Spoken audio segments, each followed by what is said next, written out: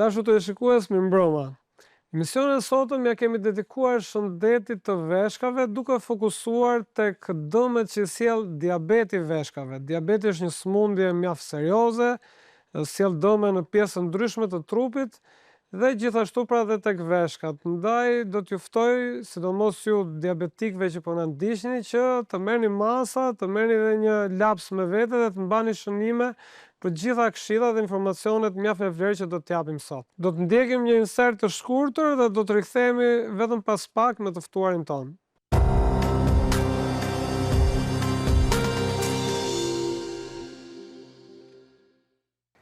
Pra nisim të pjesë të parë, ashtu siç e ndoqët edhe në insert, duke folur për lidhjen që ka diabeti me shëndetin e veshkave.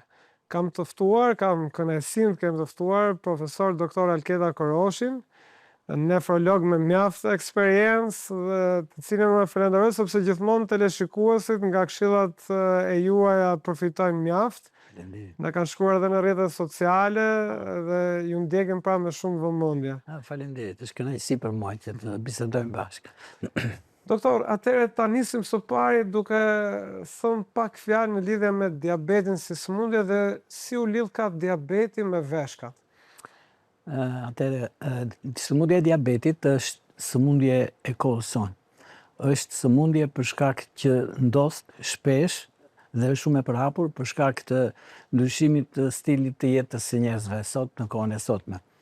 Kjo ndos për arsye sepse njerëzit kanë ndryshuar si mënyrën e të jetuarit në lidhje me të ngrënit, me ushqimin, kanë ndryshuar edhe mënyrën e aktivitetit fizik, duke e kanë ngadalësuar dhe kanë shtuar sidomos fenomeni jetës sedentare tek njerëzit. Dhe përveç kësaj, sëmundja e diabetit është një sëmundje që haset kryesisht për shkak të sasive të tepërta të kalorive dhe sidomos të ushqimeve që kanë shumë yndyrna dhe shumë sheqerna në dietën e tyre. Sëmundja e diabetit është një sëmundje mjaft e shpeshtë, të themi sot në botë, por sipas të dhënave të fundit, për shembull të shoqatës ndërkombëtare të diabetit, janë gati 550 milion njerëz që vuajnë nga diabeti. 550 milion njerëz.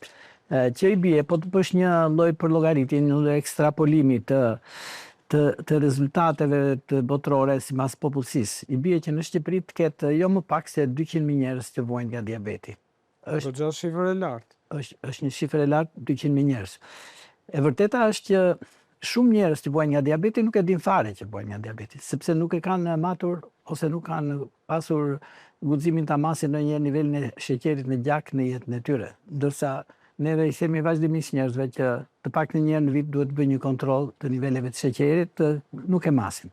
Përveç kësaj, e vërteta tjetër është që shumë njerëz në fazat e hershme të diabetit nuk kanë fare shenja dhe simptoma. Dhe kjo nuk i detyron ata që të shkojnë tek mjeku.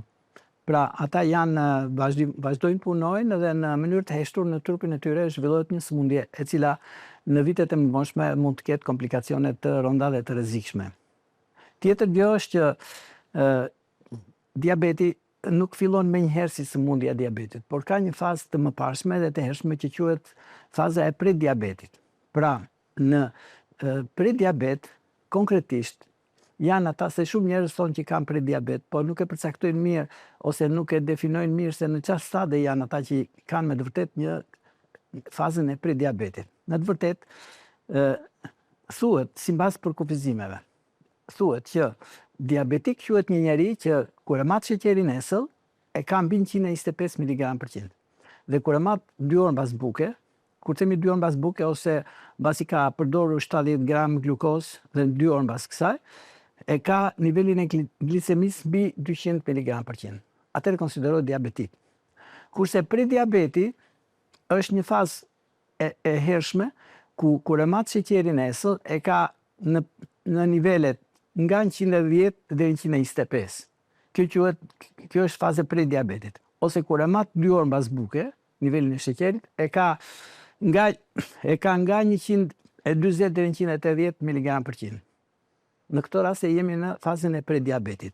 Kurse nëse masim nivelin e sheqerit, nivelin e hemoglobinës së glukozuar, që shënohet në laboratore me termat HbCA1, që hemoglobina e glukozuar tek diabetikët duhet është mbi 6.5 niveli i hemoglobinës glukozuar, kurse në prediabet është nga 5.5 deri në 6.5. Pra në këto nivele, në këto shifra, themi që kemi prediabet ose kemi sëmundjen e diabetit.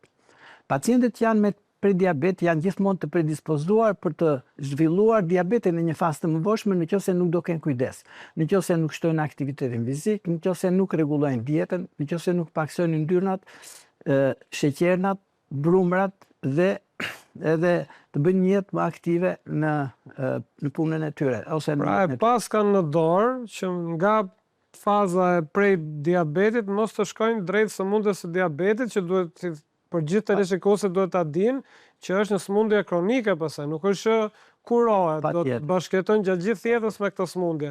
Ndaj në këtë fazë është mjaft e rëndësishme që ta kapim veten atë fazë dhe të marrim gjitha masat që mos kalojmë te diabeti. Kjo është e vërtetë. Për arsye sepse ti në fazën e prediabetit ti nuk ke nevojë të mjekosh, mjafton të marrësh masa të regjimit të jetës, të përmirësimit të regjimit të jetës. Kurse kur fillon diabeti, pastaj fillon dhe bëhet e domosdoshme marrja e terapisë. Mjekimi i diabetit ka dy faza. Faza e parë është faza e mjekimit me medikamente. Dhe faza e dytë edhe më vonshme, më e rëndë kur është mjekimi i diabetit me anë të insulinës. Tash e vërteta është që nuk janë të gjithë diabetet një lloj. Ekziston diabeti tipit parë, që zakonisht është tek fëmijët e vegjël ose tek porsalindurit ose tek të rinj, dhe ekziston dhe diabeti tipit 2, që zakonisht është ket moshuarit, ka ata që janë mbi 50-60 vjeç, shfaqet shpesh diabeti tipit 2. Diabeti tipit parë është ai diabet ku pankreasi mungon prodhimi totalisht i insulinës nga pankreasi. Pa pankreasi tyre nuk prodhon insulinë në mënyrë absolute. Dhe që në fillim kanë nevojë për mjekim me insulinë. Këtu nuk ka lidhje as ato që thamë, pra nuk është për shkak të stilit jetesës së tyre, po është diçka mund të themi e lindur, genetike. Okej, mund ta kontrollojnë. Por nuk është i shfaqet për shkak të stilit keq. Jo, shfaqet vetë ju, po edhe ata duhet mbajnë një regjim jete tjetër. Kurse diabeti tipi 2 është diabeti që shfaqet atëre kur në moshë të avancuar me fenomenet e plakjes që pëson njeriu, edhe pankreasi pëson rudhosje dhe plakje dhe pakson fuqinë e tij për të prodhuar insulinë. Dhe kemi një prodhim të pjesshëm të insulinës. Pra në diabetin e tipit 2, insulina nuk prodhohet në mënyrë të mjaftueshme. Mirpo, nëse insulina nuk prodhohet në mënyrë të mjaftueshme, insulina pikërisht që prodhohet nga qelizat beta të pankreasit, është pikërisht hormoni i cili bën tretjen e glukozës në indet periferike, në gjithë qelizat dhe indet e trupit tonë. Nëse nuk kemi insulinë fare ose nuk kemi në mënyrë të mjaftueshme, glukoza nuk tretet dhe nuk shkon nëpër qelizat e trupit tonë. Qelizat vuajnë, por dhe në gjak niveli i sheqerit rritet. Dhe kemi praktikisht kemi edhe shfaqjen e diabetit. Diabeti është një sëmundje që ka komplikacione të rënda nëse nuk mjekohet mirë. Komplikacionet e diabetit janë të shumëfishta, sepse diabeti është një sëmundje që prek në atë parë sistemin vaskular, është një sëmundje që prek gjithandej në trupin e njeriut, enët e gjakut dhe vazat e trupit të njeriut. Dhe si e tillë, diabeti është një sëmundje që duke qenë që prek sistemin vaskular, prek praktikisht të gjitha indet dhe organet që janë të vaskularizuara mirë. Për shembull, diabeti mund të preki dhe mund të shkaktojë komplikacione në këmbët e njeriut. Shkakton dëmtime të furnizimit me gjak në arteriet e këmbës. Dhe nëse nuk mjekohet mirë, nga konstatimet të shparë që gati 30% e diabetikëve që nuk mjekohen mirë, janë të detyruar të bëjnë amputacione të këmbës, të presin këmbën. Dhe kjo është një komplikacion shumë i rëndë, sepse e invalidizon njeriu. Përveç kësaj, diabeti është një sëmundje që mund të preki zemrën, mund të shkaktojë infarkte të miokardit, për arsye se prek enët koronare. Enët koronare janë enë të mëdha, të cilat preken nga diabeti dhe mund të bllokohen pastaj nga fenomenet trombotike dhe mund shkaktohet insuficienca infarkti miokardit. Përveç kësaj, diabeti mund të prek enët e syrit. Pra, enët e syrit që janë në pjesën e prapme të syrit, në retinën e syrit, aty është shumë e vaskularizuar ajo zonë nga enët e vogla kapilare në nivelin e retinës së syrit. Dhe nëse i smuri është diabetik, shkaktohet një sëmundje që quhet retinopatia diabetike. Retinopatia diabetike kur progreson është shumë e vështirë për të mjekuar. Ajo mjekohet dhe ka edhe mënyra për ta mjekuar, por mund ta çojë të sëmurin në verbim. Do shumë njerëz që nuk shohin mirë nga syt janë diabetik për arsye se po fillojnë të verbohen gradualisht për shkak të komplikacioneve të diabetit. Dhe e fundit që doja të thosha që komplikacion i rënd dhe i vështirë i diabetit janë prekjet e veshkave. Pikërisht sot për këtë do flasim, pra nefropatia diabetike. Po. Si lidhet pra është i njëjti mekanizëm, ka të bëjë me enët e gjakut? Ka të bëjë me enët e gjakut. Veshka është një organ shumë i vaskularizuar, domethënë shumë i pajisur me enë gjakut. Të themi që afërsisht 20 deri 25% e gjithë debitit kardiak që del nga zemra në njësinë e kohës shkon direkt në veshka. Pra është më i vaskularizuar se shumë organe tjera të trupit njeriut. Dhe nëse enët e gjakut vuajnë për shkak të diabetit, edhe veshka do jetë ajo që do vuajë, se s'do furnizohet mirë me gjak, edhe do të ketë konsekuenca të tjera. Vetë diabeti është një sëmundje që jo vetëm prek enët e gjakut, por është një gjendje inflamatore e përgjithshme për organizmin. Është një sëmundje që shkakton procese inflamatore të rritura, shkakton fenomene oksidative, shkakton fenomene fibrotike, shkakton ngurtësim të enëve të gjakut, atë që themi në rigiditeti i enëve të gjakut. Ato bën që të mos qarkullojë mirë gjaku dhe shkakton gjithashtu prodhimin e lëndëve në paretet e enëve të gjakut, të lëndëve të cilat e ngushtojnë enët e gjakut dhe shkaktojnë ndryshime hemodinamike. Domethënë, në enët e gjakut mbizotërojnë, ka një balancë në enët që është balanca redox që quhet. Ka një balancë midis faktorëve vazokonstriktor dhe faktorëve vazodilatator. Domethënë, midis substancave që prodhohen që i shtrëngojnë enët e gjakut dhe substancave që i zgjerojnë enët e gjakut. Për shembull, substancat që i shtrëngojnë ose që i ngushtojnë enët e gjakut janë për shembull tromboksana 2, janë angiotensina 2, janë substanca vazokonstriktore, kurse substancat që i zgjerojnë enët e gjakut janë për shembull prostaglandinat, PGI2 ose oksidin nitrik etj. Të gjitha këto janë një balancë të caktuar. Diabeti e prish këtë lloj balancë dhe faktorët vazokonstriktor mbizotërojnë. Duke qenë se mbizotërojnë këto, fillon bashkë me diabetin fillon hipertensioni arterial. Pse filloni pra diabeti është një sëmundje që përgjithsisht shoqërohet me hipertension arterial dhe përgjithsisht të sëmurët janë me tension të lartë të gjakut dhe përgjithsisht të sëmurët që vuajnë nga diabeti vuajnë nga hipertensioni dhe në përgjithësi pacientët që janë diabetik dhe që mjekohen me medikamente antidiabetike njëkohësisht mjekohen edhe për hipertensionin arterial me preparate antihipertensive. Kjo është karakteristikë. Është shumë për hapur, doktor, pra lidhja ndërlikimi mes diabeti pra që sjelli ndërlikim dhe dëmtimin e veshkave. Është goxha për hapur apo më shumë është më pak se këto të tjera që përmendet më parë? Sepse vetë hipertensioni arterial që shkaktohet nga diabeti është një fenomen që që dëmton veshkat. Veshka dhe hipertensioni nga ana tjetër janë ato të lidhura shumë midis tyre. Veshka, hipertensioni arterial është një sëmundje që i dëmton veshkat, por edhe veshkat shkaktojnë hipertension arterial kur janë të dëmtuara. Dhe ato amplifikojnë njëra tjetrën dhe shkon dëmtimi i veshkave në mënyrë progresive. Veç asaj, të sëmurët me diabet vuajnë në stadet e tyre më të përparuara, vuajnë nga anemia. Pse vuajnë nga anemia të sëmurët me diabet? Vuajnë nga anemia sepse këta diabetike duke qenë që kanë dëmtime të veshkave, në veshka prodhohet një hormon që quhet eritropoetina, që prodhohet në një sektor të caktuar të veshkave, në sektorin intersticial të veshkave, i cili eritropoetina është një hormon që kalon në qarkullimin e gjakut, pra veshka nuk është vetëm organ ekskretor që nxjerr vetëm urinë, por është edhe organ endokrin, prodhon shumë lëndë endokrine, shumë substanca hormonale. Një nga këto është eritropoetina. Eritropoetina është një substancë që prodhohet në veshka, kalon në qarkullimin e gjakut, shkon në palcën e kockave dhe atje ndikon për prodhimin më të shtuar dhe më të shumë të ruazave të kuqe të gjakut. Dhe kemi në këtë mënyrë luftohet gjendja anemisë. Por kur veshka është e smur, për shkak të diabetit, për shembull, në këtë rast eritropoetina nuk prodhohet mirë, i smuri ka anemi. Anemia zhvillohet edhe për arsye të tjera, sepse është një gjendje përgjithshme inflamatore kjo gjendje, sepse ato jetë gjatësia e eritrociteve periferike në qarkullimin e përgjithshëm është më e shkurtër. Se një eritrocit, për shembull një ruaz e kuqe gjakut e ka jetën e tij 120 ditë afërsisht. Por në këta diabetikët që janë dhe me anemi, një eritrocit e ka më të shkurtuar, e ka jo më shumë se 20-25 ditë. Pra, vdesin shpejt eritrocitët dhe zhvillohet gjendja anemis. Pra, diabetiku ka edhe hipertension arterial, ka dhe anemi, ka dhe gjendje inflamatore, përgjithsisht gjithë organizmi është i komprometuar dhe është i rrezikuar. Nëse flasim tani për prekjen e veshkave nga diabeti, ajo është një komplikacion shumë i rëndë sot dhe shumë serioz. Pse? Për arsye sepse është një shkak shumë i rëndësishëm sot për zhvillimin e insuficiencës renale. Insuficienca renale është, si thua, stadi më i avancuar i sëmundjes veshkave.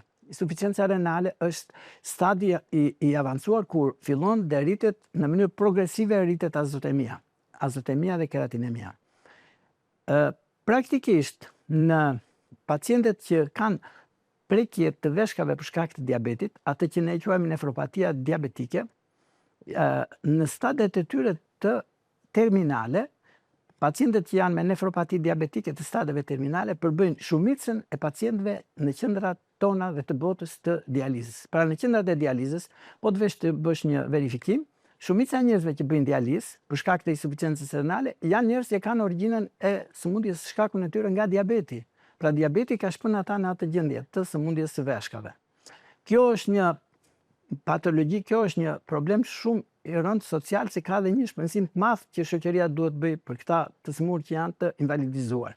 Edhe jeta atyre nuk është normale, se të shkosh 3 herë në javë të bësh hemodializë në një qendër dialize, ndërkohë që mund të bësh një punë tjetër ose mund të jesh më aktiv në jetën tënde familjare, private, shoqërore dhe tjerë, kjo është një invalidizim i tjerë. Prandaj duhen marrë masa që paraprakisht. Tani, Doktor, një pacient me diabet që e mban në kontroll diabetin, a është i mbrojtur nga ndërlikimi, pra nga dëmtimi i veshkave? Po, nëse e mban në kontroll diabetin, pra nëse ti mundohesh me anë të medikamente dhe me anë të stilit të jetesës, ta mbash glisemin në nivele normale, atëre je shumë i mbrojtur nga komplikacionet e diabetit dhe nga dëmtimi i veshkave. Por ka një gjë që kur fillon dëmtimi i veshkave, ai nuk fillon me një herë me azotemi, as me keratinemi të lartë. Por dëmtimi i veshkave fillon në fillim ka dëmtime të vogla histologjike në strukturën e veshkave, të cilat nuk vijnë re nga ismuri, nuk vijnë re as nga analizat laboratorike që bën pacienti. Në këto raste, e vetmja shenjë ose gjë që verifikon që veshkat kanë filluar të preken nga diabeti është një biopsi e veshkave, që mund të bëhet në fazat e hershme. Po jo gjithmonë këshillohet bëhet biopsi e veshkave në të sëmurit diabetik, sepse nuk ka një vlerë të madhe për mjekimin e mëvonshëm. Por në këta të sëmur, po të vesh re, në analizat e urinës fillon të shfaqet një mikroalbuminuri. Është stadi i parë i prekjes së veshkave nga diabeti. Në këta të sëmur shfaqet një mikroalbuminuri, themi ne, sepse normalisht në urinë nuk duhet dalin albumina. Membrana filtruese e veshkave, që është në glomerulat e veshkave, nuk duhet lejoj të dalin proteina në urinë. Edhe nëse dalin një sasi shumë e vogël proteina, siç janë për shembull mikroalbuminuria nga alfa-2 mikroalbuminat ose proteinat vogla, këto edhe kur kalojnë në tubulat renale, këto përthithen prapë nga tubulat renale, nuk dalin në urinën definitive. Dhe nëse fillon tani të dalë në analizën e urinës, të dalin mikroalbuminuria, dhe këtë e quajmë ne mikroalbuminuri kur kemi një sasi albuminash në urinë nga 20 mg në 300 mg në 24 orë. Kjo, doktor, që ta theksojmë, nuk dallohet përveç se përmes analizave, nuk është dallon mes dy të lirë. Në fillim vetëm me analizë. Pastaj kjo mikroalbuminur shtohet avash dhe shkon në një proteinuri të hapur, të deklanshuar, i themi, domethënë mbi 300 mg/kg. Dhe nëse kemi mbi 500 mg në 24 orë proteina në urinë e 24 orëve, atëre themi që ka filluar me të vërtet nefropatia diabetike. Dhe fillimi i nefropatisë diabetike është progresiv. Ç'do të thotë? Do të thotë që pavarësisht nga mjekimi që ju një sëmur mund të marri, ajo progresioni është i pandalshëm. Mjekimi ka për qëllim ta vonoj progresionin, por nuk ka mjekim sot akoma jo vetëm ke ne, po edhe në Evropë, nuk ka mjekim që ta bllokojë në mënyrë totale, megjithëse sot kanë dalë medikamente shumë të mira për ngadalësimin e progresionit të insuficiencës renale, të cilat mund t'i përmendim. Do të flasim më vonë për këto, po mbetemi te kjo faza e parë.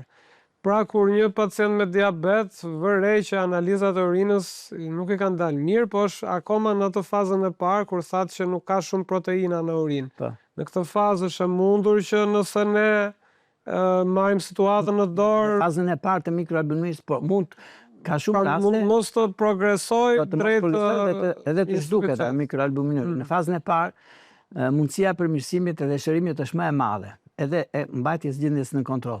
Po kur fillon proteinuria e madhe, mbi 500 mg në 24 orë, atëherë është më e vështirë, mjekimet duhen të jenë më të kombinuara dhe më të mira, domethënë për ta ngadalësuar progresionin. Në simptom në shenjë tjetër, në këto fillimet e veta nuk ka një simptom të madhe, por ka i smuri vere një gjë për shkakun që urina e tij i del me shkum. Është shumë me shkum. Del urinë e shkumzuar. Edhe kjo është një shenjë e parë që tregon që urina ka albumina, ka shumë proteina. Dhe në këtë rast ai duhet prapë të ekzaminohet për të parë sa është niveli i proteinave që ka në urinën e tij. Nuk ka shumë shenja klinike, por avash kjo proteinuri e madhe kalon në paksim të funksionit renal. Veshkat janë organe që kanë funksioni kryesor i veshkave është funksioni ekskretor. Domethënë veshkat çfarë roli kanë në organizëm? Kryesor, se kanë shumë role, po një rol kryesor është funksioni ekskretor. Domethënë që bashkë me urinën të nxjerrin edhe produktet e katabolizmit të trupit të njeriut, të gjithë qelizave dhe indeve të trupit të njeriut. Domethënë veshkat kanë funksionin ekskretor, se bashkë me urinën nxjerrim shumë solute, nxjerrim shumë elektrolit, ose nxjerrim produktet të metabolizmit të proteinave, siç janë për shembull siç është kreatinina, urea, acidi urik, të nxjerrim me anë të veshkave kur janë. Se po mos funksionojnë mirë veshkat, atëherë këto nuk eliminohen me anë të urinës dhe këto ngelen në gjak. Dhe çfarë kemi praktikisht? Kemi ngadalë fillohet të rritet niveli kreatininës. Si kuptohet që një smur, pyetja që bëjnë shumë smur, si kuptohet që një smur në fillimet e nefropatisë diabetike ka prekje të veshkave? Janë dy analiza kryesore, ka shumë analiza, po dy janë themelore, kryesore të cilat e orientojnë mjekun për prekjen e veshkave, pikërisht në këtë smur diabetik. Një analizë është kreatinina në gjak, ku fillon të rritet kreatinina në gjak. Dhe analiza tjetër është proteinat në urinë. Analiza e urinës të tregon që ka proteinuri. Këto janë dy kryesore. Dhe kur fillon të rritet kreatinina në gjak, do të thotë që ka filluar insuficienca renale. Insuficienca renale është një sëmundje me natyrë progresive, ka disa stade. Neve i përllogarisim në mjekësi stadet e insuficiencës renale sipas niveleve të fuqisë së veshkave ose fuqisë së membranave filtruese në veshkave për të pastruar pikërisht gjakun nga këto produkte të katabolizmit proteinik. Praktikisht, insuficienca renale ndahet në disa stade. Stadi i parë është kur filtracioni glomerular, filtrimi i glomerulave në veshka është mbi 90 ml për minutë. Stadi i dytë është kur është nga 90 deri në 60, fillon të zbresi gradualisht filtracioni glomerular. Stadi i tretë është kur është nga 60 në 30. Stadi 4 është nga 30 deri në 15, pra zbret gjithmonë filtracioni glomerular. Dhe stadi 5, që është stadi terminal, ku bëhet e pamundur mbijetesa ose mbajtja e sëmurit në jetë vetëm me anë të ilaçeve ose vetëm me anë të medikamenteve, ku bëhet e detyrueshme në stadin e 5, pra kur filtracioni glomerular bie nën 15 ml për minutë, bëhet e domosdoshme që i smurit të futet tash në programin e terapisë renale zëvendësuese. Ç'do të thotë? Do të thotë që në programin e terapisë renale zëvendësuese pacienti ose duhet bëjë hemodializë, ose duhet bëjë dializë peritonale, ose duhet bëjë transplant veshkash. Këto janë tre alternativat e terapisë renale. Se pa këto nuk mund të jetoj. Pra veshka vetë nuk ja del dot të filtroj gjakun. Nuk ja del dot që ta përballoj. Domethënë këtë funksionin ekskretor të veshkës. Si e masim ne filtracionin glomerular? Ka disa mënyra. Mënyra më e mirë është që të masim urinën 24 orëve, është e thjeshtë. Përcaktohet një pacient e mat urinën 24 orëve, për shumë nga ora 8 e mëngjesit deri në 8 të mëngjesit tjetër, mbledh urinën në një kavanoz të madh. Dhe e çon një porcion të këtij kavanozi, e çon për analizë në laborator, Dhe në laborator i thotë që kjo është një porcion i vogël i këtij kavanozit madh që ishte 1,5 litër ta zëmurin në 24 orë. Përveç kësaj, në laborator i marrin një porcion gjaku nga parakrau dhe bëhet një formulë e thjeshtë që ka të bëjë me shumëzimin e volumit urinar në 24 orë, me koncentrimin e keratininës në urinë, pjesëtuar për koncentrimin e keratininës në gjak. Dhe del një shifër që është pikërisht kjo filtracioni glomerulal, që është klirensi i keratininës. Pra, në bazë të kësaj ne përcaktojmë edhe filtracioni glomerulal në mënyrë më të saktë. Doktor, që ta kuptojnë edhe një herë teleshikuesët, si bëj, domethënë çfarë duhet bëj vetë pacienti në shtëpi? Pra edhe një herë, do grumbulloj urinën 24 orëve, do çoj një porcion të kësaj urinës, një porcion të vogël të kësaj. Në urinën ta bëj në një kontenitor ose kontener. Mund ta gjën farmacia apo shishe? Një shishe që të ketë një farë shkallëzimi, që të kuptoj se sa ka urinuar ky për 24 orë. Edhe në laborator ai thotë që urinova për shembull 1 litër e 300 gram ose 1 litër e gjysmë. Njëkohësisht e çon një porcion të kësaj urine, i merret pak gjak nga parakrau dhe laboratori vetë përcakton ta. Ka dhe mënyra tjera më të thjeshta, ku vetëm në bazë të keratininës së gjakut, keratininës serike, mund të përcaktosh filtracionin glomerular me anë të disa tabelave, disa formulave, siç është formula e Cockcroft, formula EPI, CKD, janë disa formula. Po pse nuk mjafton një kontenitor i urinës për shembull të mëngjesit, siç bëhet zakonisht në analiza të tjera, po duhet e 24 orëve? Po 24 orë se atje është më e saktë. Grumullimi 24 orëve, atje është më e saktë përcaktimi i sasisë së keratininës që ka në atë interval kohë. Sepse një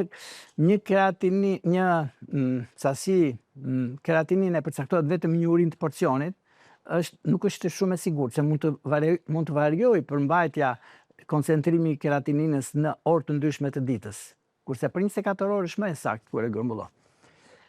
Doktor, kalojmë tek pjesa që besoj shumë nga diabetikët që po na ndjekin janë mjaft interesuar të dinë nëse kanë filluar analizat mos dalin ato që duhet të jenë, pra, edhe bëhen pak shqetësuese, por ende nuk jemi në atë fazën kur nuk mund ta kthejmë prapa procesin.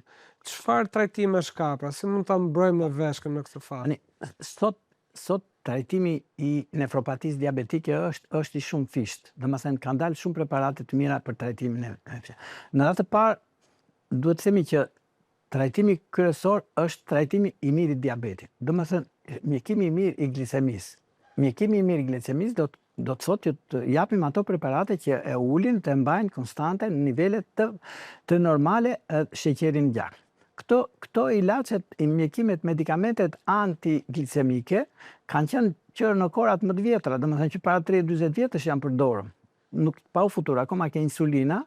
Për shembull janë 2 grupe të vjetra të mira medikamentesh antidiabetike, siç janë preparatet e grupit të biguanideve, siç është për shembull metformina, që e njohin njerëzit, ose glukofazhi, ose siofori, këtu në vendin tonë i me këto emra, dhe preparatet e grupit të sulfanilures.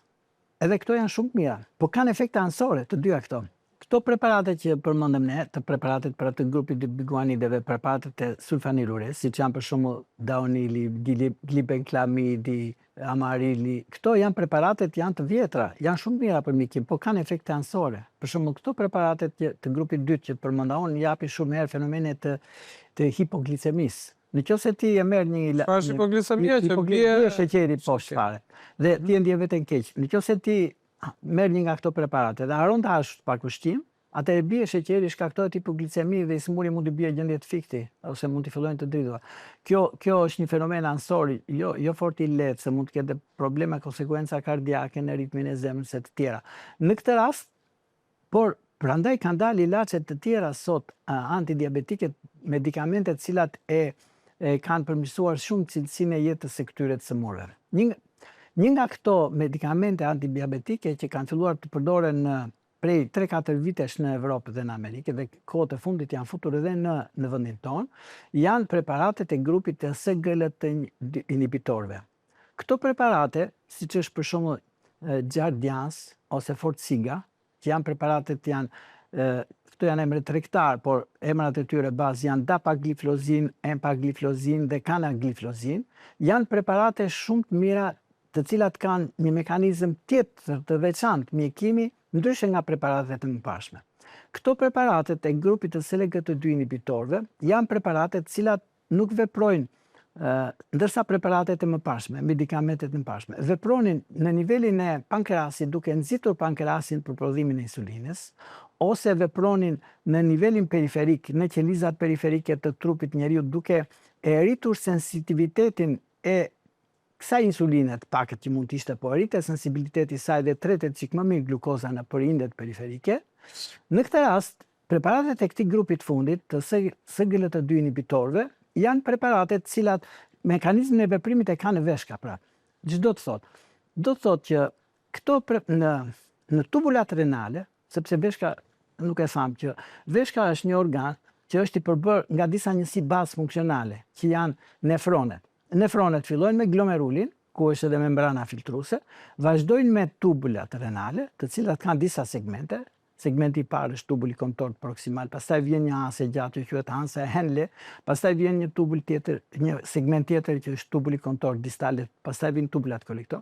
Në çdo segment të tubulave renale, derisa del urina definitive, kryhet një punë e veçantë, sepse tubulat renale kur del urina nga filtrati glomerular, nga membrana filtruese, kjo urinë e parë që del quhet urina primare. Por kjo nuk është ekuivalente me urinën definitive që nxjerr njeriu jashtë.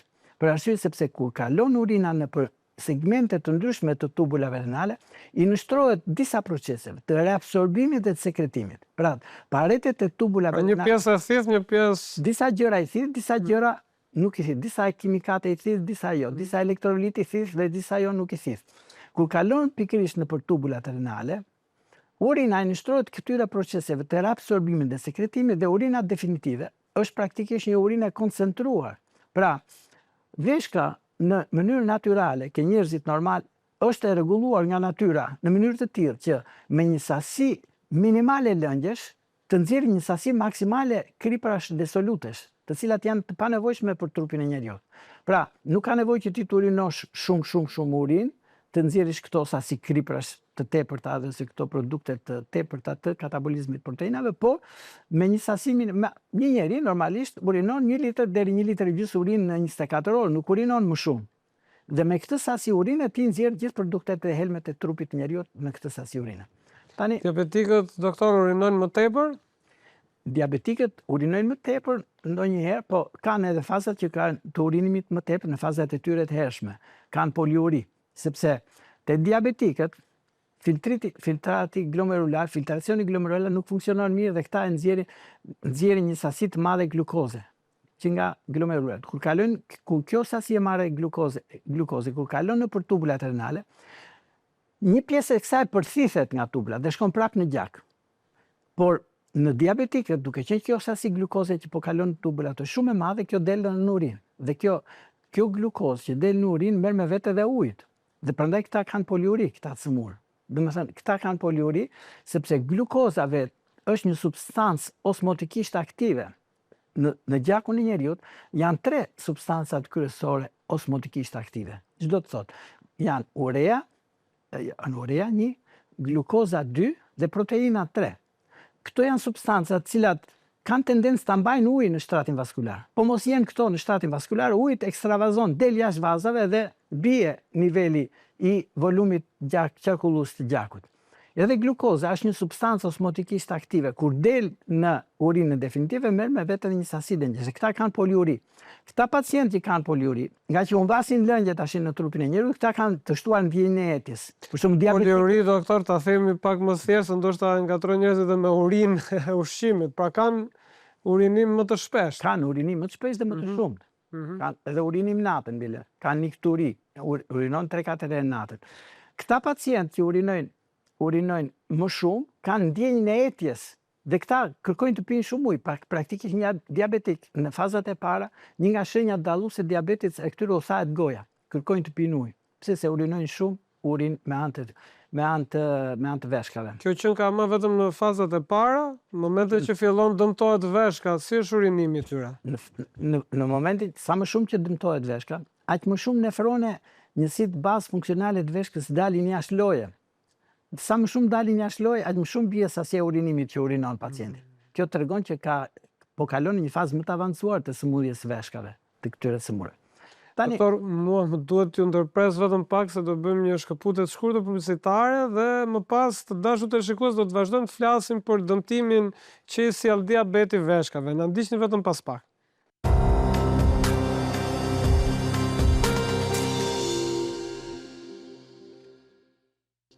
Rikthehemi në studio, jemi në një bisedë mjaft interesante, po flasim për dëmet që sjell diabeti veshkave. Kam të ftuar profesor doktor Alketa Koroshin, me të cilin në pjesën e parë trajtuam gjëre gjatë këtë temë dhe lam tek pjesa doktor e terapisë pra. Terapisë. Thamë që në pjesën e parë që së pari duhet trajtuar diabeti. Jemi duke folur praktikisht për një grup preparatesh shumë të dobishme sot që janë SGLT2 inhibitorët.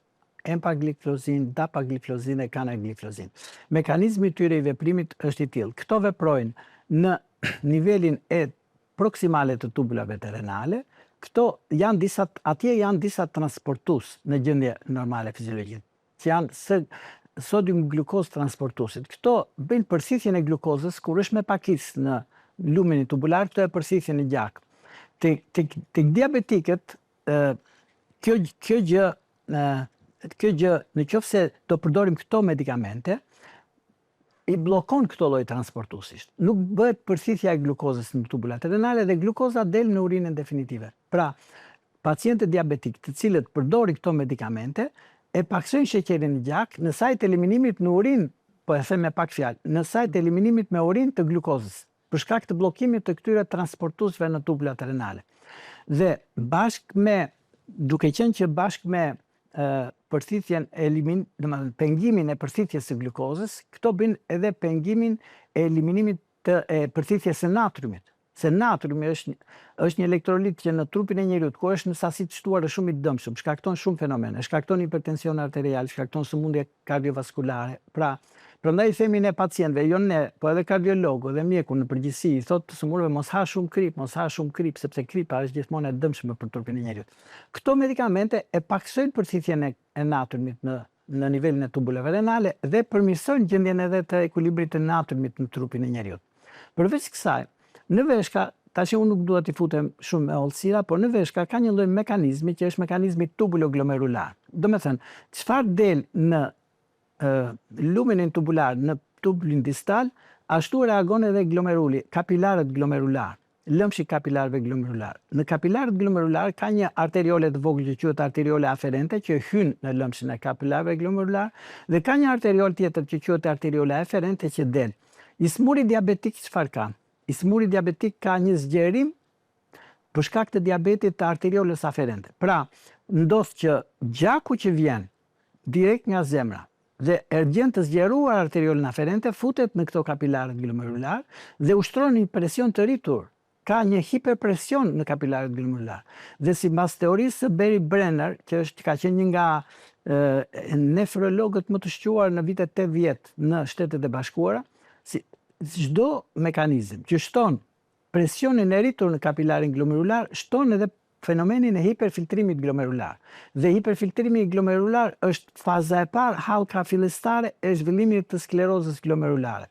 Fillon skleroza glomerulare të zhvillohet në fillim në mënyrë segmentare, pastaj në mënyrë fokale, në disa glomerula po në disa jo, dhe pastaj merr karakter të përgjithshëm dhe bëhet një sklerozë globale. Domethënë, po ta shofish në histologji, në ekzaminim mikroskopik, veshkat e këtij të sëmurit me diabet, shumë nga glomerulat e tij kanë dalë jashtë loje për shkak se kanë pasur fenomene sklerotike. Se ndoshta ajo të gjithë kanë ndjekur që në fillim bisedën pak fjalë për anatominë e veshkës, pra se po përmendin sa terma që ndoshta ajo të gjithë kuptojnë. Veshkat e thon shumë thjesht, që ta lidhim pak. Veshka në trupin e njeriut është e përbërë nga disa njësi bazë funksionale që janë nefronet. Këto nefrone janë njësia bazë funksionale, që vendi ku del dhe formohet urina në fundit e trupit njeriut. Çdo veshkë e njeriut normal ka rreth 1 milion deri 1,5 milion nefrone. Këto nefrone punojnë të gjitha në mënyrë sinkrone dhe punojnë në mënyrë me efikasitet të plot, ose edhe nëse jo të plot, por ka disa nga këto që ndrojnë në gjendje rezerve, si punë futbollistëve që disa rrinë në stolin e rezerve, dhe kur duhen futen dhe ata në lojë. Por në qoftë se fillon të dëmtohet veshka për shkak të diabetit dhe një pjesë e madhe këtyre nefroneve fillojnë të sklerotizohen, atëherë bëhet e vështirë të eliminohen produktet e katabolizmit proteinik. Pra helmet e trupit, ngelen në gjak, edhe rritet keratin. Glomerulat janë pjesë përbërëse e nefronit, është pjesa fillestare e nefronit. Pra nefroni është i përbërë nga glomerulat, nga lëmshi glomerular, pra nga tubulat renale, të cilat i përmendëm dhe thamë që ka disa segmente, dhe në fund fare tubulat kolektor ku del urinat definitive. Pra gjithë ato që po na shpjegonit më parë janë pjesë përbërëse brenda veshkës dhe ndodhin gjithë këto dëmtime. Janë pjesë përbërëse të nefronit. Tani këto preparate që kanë dalë kohët e fundit dhe që janë shumë efikase, kanë efekte të mira sepse ngadalsojnë progresionin e këtij dëmtimit të veshkave, e ngadalsojnë progresionin në mënyrë të kënaqshme. Këto preparate kanë efekte të mira sepse kanë efekte kardioprotektive, e ruajnë sëmurën nga komplikacionet e zemrës. Dhe kjo përdoret edhe në kardiologji. Madje sot ka shumë studime që tregojnë që në kardiologji mund të përdorish këto preparate edhe në pacientë të cilët nuk vojnë fare nga diabeti. Megjithëse këto janë preparate që dolën në fillim si preparate antidiabetike, por jo vetëm që e përmirësojnë dhe e rregullojnë problemin e diabetit dhe të sheqerit në gjak, por këto rregullojnë problemin e veshkave sepse paksojnë proteinurin dhe ngadalsojnë progresionin e sëmundjes kronike të veshkave. Veç asaj këto ruajnë zemrën, kanë efekte kardioprotektive, e ruajnë zemrën nga komplikacionet, nga insuficienca kardiake kongestive dhe nga koronaropatit. Dhe ruajnë gjithashtu edhe janë të mira për hipertensionin arterial, sepse nxjerrin më shumë nxjerrin natriumin e tepërt. Natriumi i cili është një shkaktar i rëndësishëm dhe ulin dhe tensionin. Pra kanë efekte të shumë fishta. Këto preparate kanë efekte të shumë fishta. Këto preparate praktikisht që kanë dalë këto vitet e fundit, konsiderohen si revolucioni i dytë në mjekësinë e interne, në mjekësinë e brendshme. Po ju do të thoni kush është revolucioni i parë?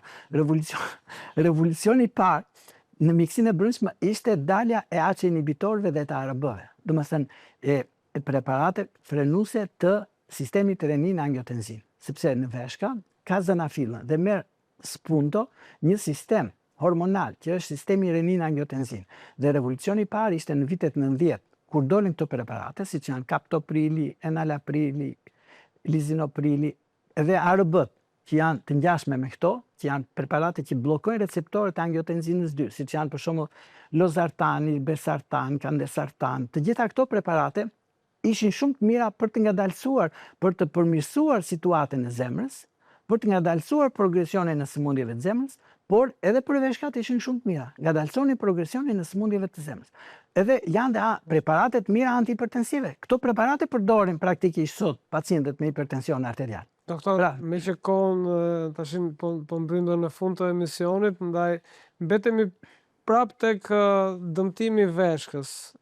Në momentin që po themi dëmtimi ka avancuar, tashmë çfarë preparate shfuten lojë, a mund ta mbajmë në kontroll dhe sa mund ta zgjasim këtë fazë nga dëmtimi i veshkave deri tek dializa? Deri tek dializa. Përveç këtij grupi që thamë të SGLT2 inhibitorëve, kanë dalë edhe dy grupe tjera që janë shumë të dobishme dhe shumë përfituese, me benefite të mëdha. Një grup tjetër që kanë dalë janë preparatet e grupit të GLP-1 agonistëve, siç është për shembull preparati shumë njerëz e njohin me emrin Ozempiku, që është semaglutidi.